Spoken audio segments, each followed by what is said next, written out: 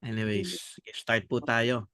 So, siguro as we continue another part ng ating pag-aaral with regards to the devoted mind, sabi nga din sa book na ating inaaral ng kay Chris Landgaard, The Devoted Mind Seeks One Thing.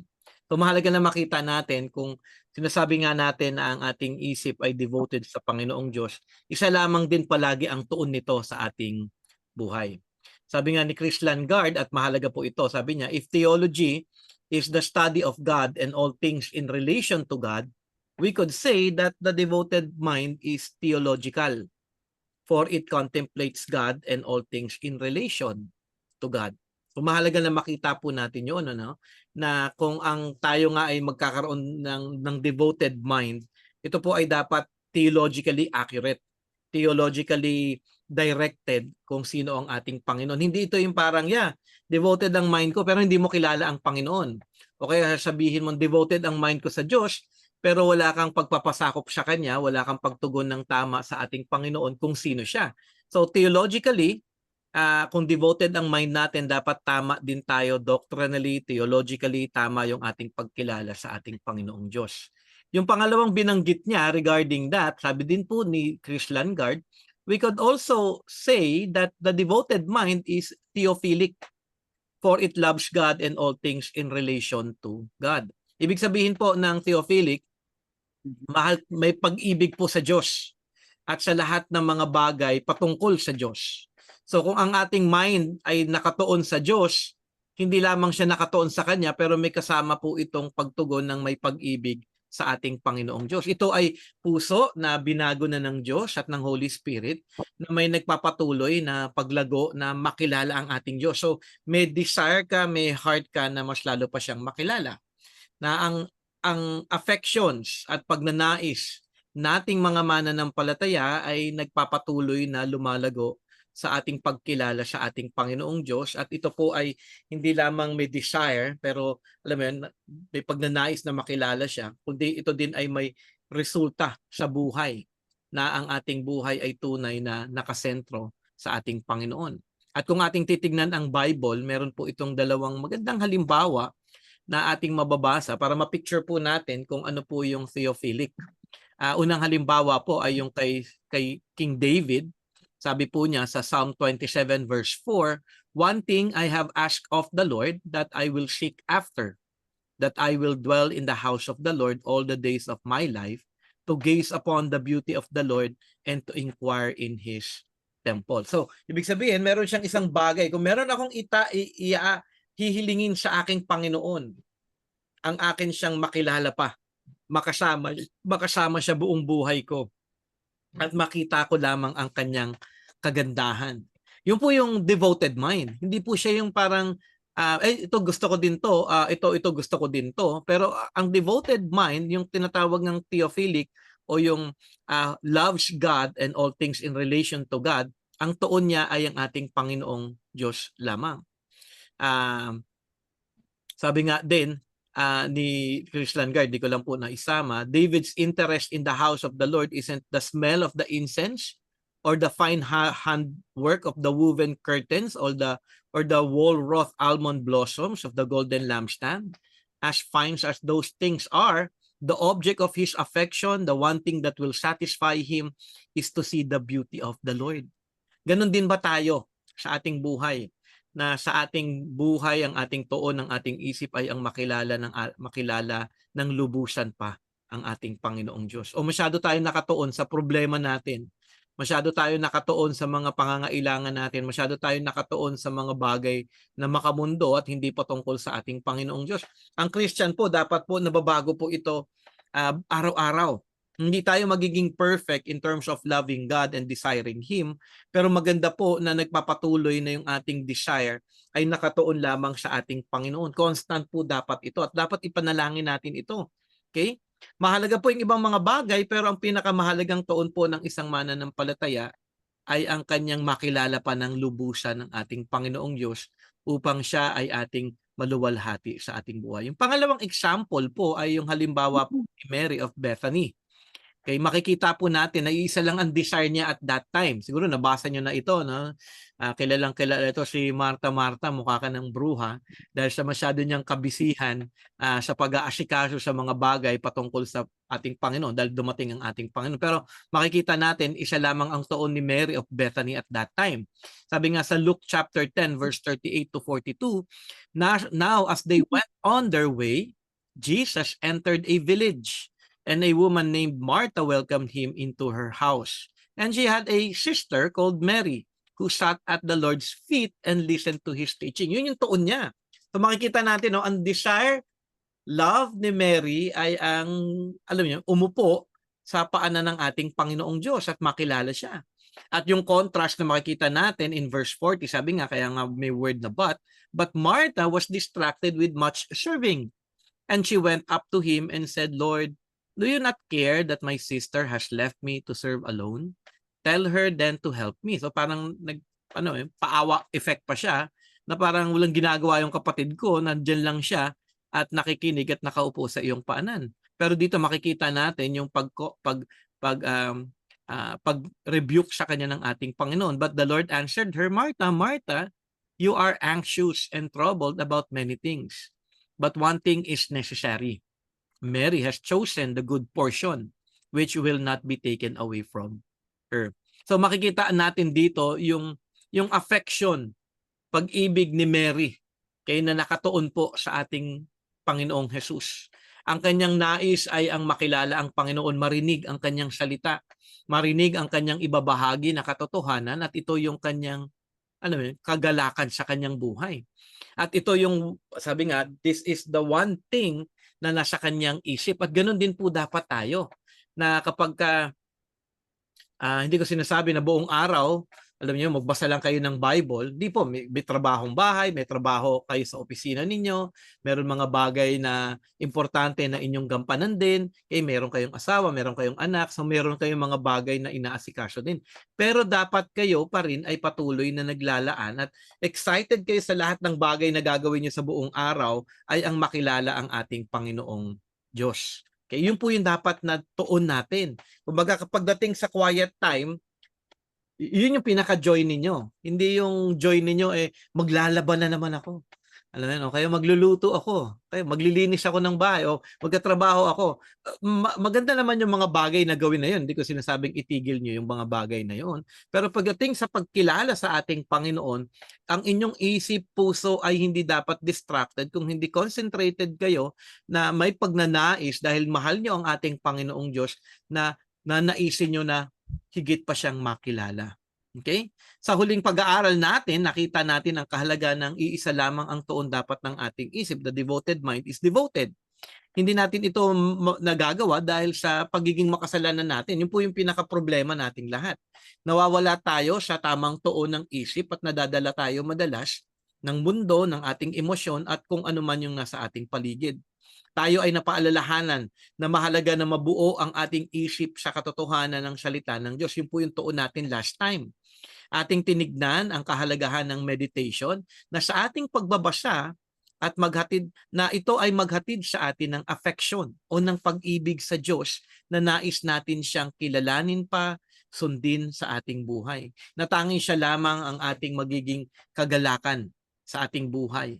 At ito ay napakahalagang katotohanan na ating ipanalangin araw-araw na kapag nag-quiet time po tayo, ituon po natin ang ating isip at puso sa ating Panginoong Diyos na mas higit natin siyang makilala at mas lalo po natin siyang mahalin at paglingkuran. Dahil tayo ay nabago na tayo po ay naligtas na, nabago na sa mayamang biyaya ng ating Panginoong Diyos, tayo ay pinagkalooban na ng Holy Spirit at ngayon siya ay kumikilos sa ating buhay upang tayo ay magpatuloy na mabago sa wangis ng ating Panginoong Jesus. Ang sanctification, inyo pong tatandaan, ito po ay partial. Okay, ibig sabihin, alam natin lahat na kung ikaw ay Christian na, we are being sanctified. Tayo ay patuloy na binabago ng ating Panginoon. Pero ito ay partial. Okay? Mahalaga na makita natin yon. Walang magiging perfect sa atin sa mundong itong dahil ang mundong ito ay makasalanan. Pero mahalaga na tayo, partial man ito, hindi tayo magiging perfect, mahalaga na makita natin na sa bawat araw tayo ay nababago sa wangis ng ating Panginoong Jesus.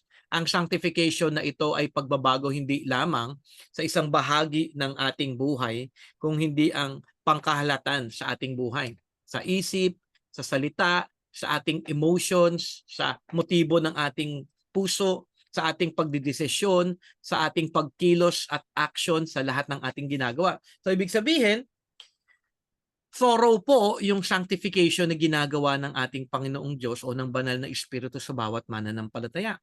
At importante po na makita natin ito sa ating buhay na oo nga, no, marami pang mga bagay na kailangan pang mabago sa aking sarili at mababago lamang ito kung patuloy din tayo sa ating paglago, sa ating pagkilala kung sino ang ating Panginoong Diyos. Kasi kung ating makikilala kung sino ang ating Panginoong Diyos, mababago yung ating isip. Okay, ang Diyos ay banal. Ayaw niya yung aking nagawang maling pananalita sa aking asawa, o ang aking galit na aking naipakita kanina sa aking anak, o yung mali kong pag-iisip sa bawat araw na nagdaraan. So mahalaga na makita natin na ang banal na espiritu, thorough siya, na binabago tayo, at sa ating pagbabago, nawa nakatuon ito sa ating pagkilala ng higit pa sa ating Panginoong Diyos at sa ating paglago sa ating relasyon sa Kanya.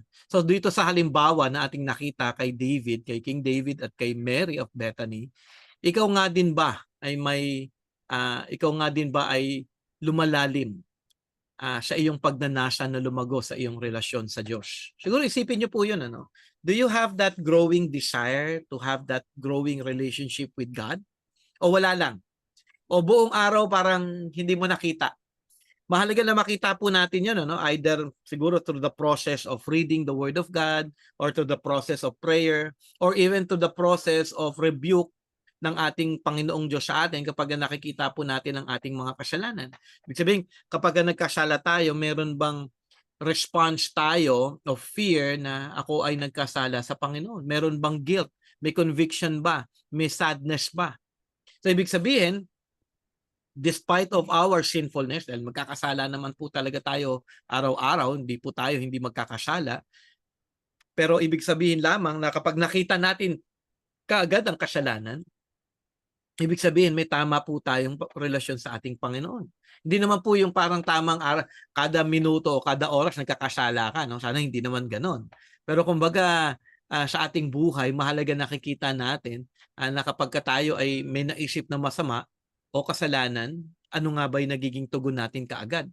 Ang tugon ba natin kaagad ay maitama ang ating isip at ihingi ng kapatawaran, o ito pa, o parang tama lang, o okay lang. Okay lang na nag-isip ako ng masama, parang baliwala lang. So ibig sabihin, hindi talaga devoted ang iyong isip sa Panginoon at walang tunay na paglago na makilala siya ng lubusan pa at magkaroon ng mas malalim pang relasyon sa Kanya. So makikita po natin ito sa ating response sa ating buhay. So siguro magiging katanungan ninyo, sige Brother Jay, mahalaga yung iyong sinasabi na ako ay dapat na lumalago sa aking pagkilala sa aking Panginoong Diyos, sa aking relasyon sa Kanya, sa aking desire sa Kanya. Ano yung palatandaan na nito sa buhay ko bilang isang mananampalataya? Okay? Ano nga ba yung dapat na makita natin na kung ako nga ay tunay na lumalago sa aking relasyon at pagnanasa at ang aking Panginoong Diyos ang siyang nagiging sentro ng aking buhay. So unang-una, sabi nga ni Chris Langard, tatlo po ito, aralin po lamang natin yung una at next week aralin po natin yung pangalawa at pangatlo. Love God for Himself. Ibig sabihin neto, ang tuon natin ay ang tunay na pag-ibig sa ating Panginoong Diyos kung sino siya.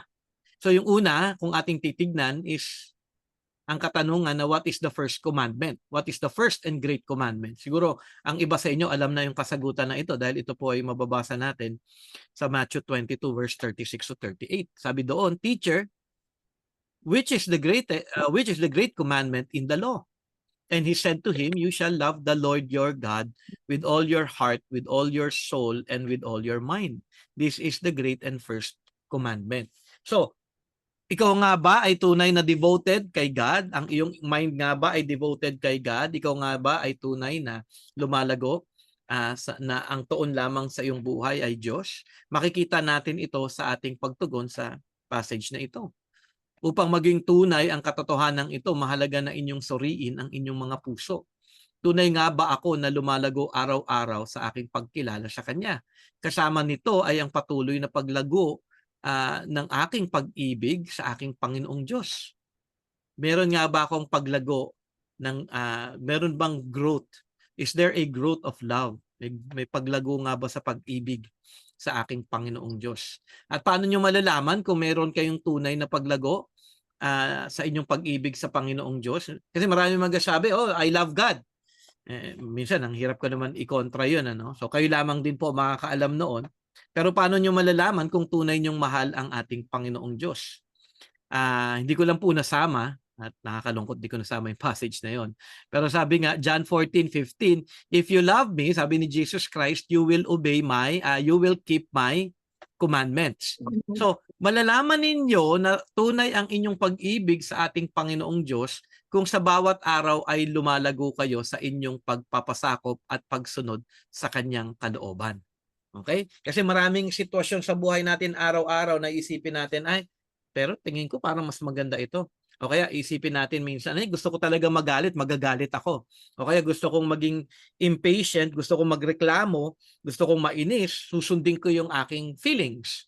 Okay? At yun yung madalas na kalaban natin araw-araw. Pero if you love God, sabi ni God, you are to love one another. Hindi ka dapat naiinis, hindi ka dapat impatient, hindi ka dapat, alam mo yun, kumbaga, love ko si God, hindi ako magpapadala with my emotions. And I will obey Him, that I will be kind, I will be loving, I will be patient, I will be gentle, I will grow in godliness. So, you will not submit doon sa sin. Kasi nga, if you love God, you will keep His commandments. So, lumalago sa pagkilala sa Diyos o kay Jesus, at ito po ay may pagsunod at pagpapasakop sa kanyang kautusan o sa kanyang kalooban. Sabi nga ni Chris Langard, we love Him for the perfections of His infinite, eternal, and unchangeable being, which bewilder us. We love Him for His holiness. We love Him for His inescapable presence. We love Him for His unbounded and inexhaustible power and knowledge and wisdom. Sabihin dito, may pagkilala tayo kung sino ang ating Panginoong Diyos at mahal natin kung sino siya. At kung mahal natin ang Diyos kung sino siya, may response din ito sa ating buhay. If we love Him of His holiness, then we will desire to be holy. Okay? If we love Him for His inescapable presence, then we will always be aware na andyan ang Panginoon at nakikita niya ang lahat ng aking ginagawa. Alam niya ang lahat ng laman ng aking puso. Alam niya kung ano yung laman ng aking isip. Kaya ako ay magiging banal din sa mga bagay na ito. So mahalaga na makita po natin ito sa ating buhay. Na yung love for God, for who He is, also should be a response doon po sa mga karakter na ating, alam mo yun, na ating minamahal sa ating Panginoong Diyos. Kung we love God for His faithfulness, dapat din tayo, siyempre, kung love mo si God dahil faithful siya sa'yo, ano yung dapat na maging tugon ng isang mananampalataya? Maging faithful din tayo sa ating pagsunod sa Kanya, sa ating pagkilala sa Kanya, at sa mga bagay na nais niya na ating gawin. Okay? Siguro maganda yung mga binanggit lamang dahil sabi nga, kung ating kilala ang ating Panginoong Diyos, ang pag-ibig ng Diyos ay makikita natin sa lahat ng bagay. At marami po in Scripture na nagde-describe patungkol po sa pag-ibig ng Diyos. At kung tayo ay anak ng ating Panginoong Diyos, okay, tayo ay isa na kay Kristo, ang pag-ibig din na ito sa Kanya ay dapat na lumalago din. So hindi ko babasahin yung mga passages, pwede niyo pong tingnan na lamang po ito. Sabi nga, God is love. The Father loves the Son. The Father declares His love to His beloved Son. At not only that, the Son loves the Father. So may reciprocate love ito. The Son abides in the Father's love. May pagpapasakop. So kung ating makikita, kung laden of love ang ating Panginoong Diyos sa isa't isa in the Trinitarian relationship, mahalaga na atin sundin din ito sa ating buhay. The Father loved us so much, He sent His Son for us. So ito ay mahalagang paalala, mahal ako ng Panginoon. So kung mahal ako ng Panginoon at napapaalalahanan ako ng Kanyang pagmamahal sa akin araw-araw, paano ako ngayon tutugon? Ako din dapat ay namumuhay ng puno ng pag-ibig sa aking Panginoong Diyos. Sabi nga, the Father loved us and the Son died for us while we were sinners. Nung tayo ay makasalanan, nung tayo ay namumuhay sa kasalanan, tayo ay minahal ng Diyos. Hindi tayo minahal dahil naging mabuti tayo. During the time na tayo ay makasalanan, dito ipinakita ng lubusan ng ating Panginoong Diyos ang kanyang dakilang pag-ibig sa ating lahat. Not only that, the Father loved us enough to make us His children. Sa kanyang pag-ibig, tayo ay kanyang inari bilang kanyang anak. The Son teaches us what love is by dying for us. So ipinakita ng ating Panginoong Jesus kung ano ang pag-ibig. At ito ay ang pagsasakripisyo ng kanyang buhay para sa atin. So dapat din tayo mag-reciprocate ng tama o magtumugon ng tama. Ganon din dapat ako sa aking pag-ibig sa aking Panginoong Jesus. Dapat ako din ay may sacrificial love na aking tatalikuran ng mga bagay na alam mo, pinangahawakan ko na gusto kong gawin o na love ko na gawin na hindi mabuti at kasalanan sa aking Panginoon. I will turn away from those things. I will sacrifice those things for my love for Christ. At sabi nga, may tatlo pa, huli, the Son makes the Father known to us so that the Father's love for the Son will be in us.